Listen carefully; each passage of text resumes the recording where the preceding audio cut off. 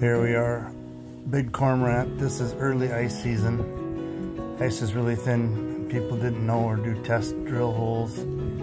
This is me in that guy's pickup. My wife is filming. I rescued his pickup to get it out before it went in the lake.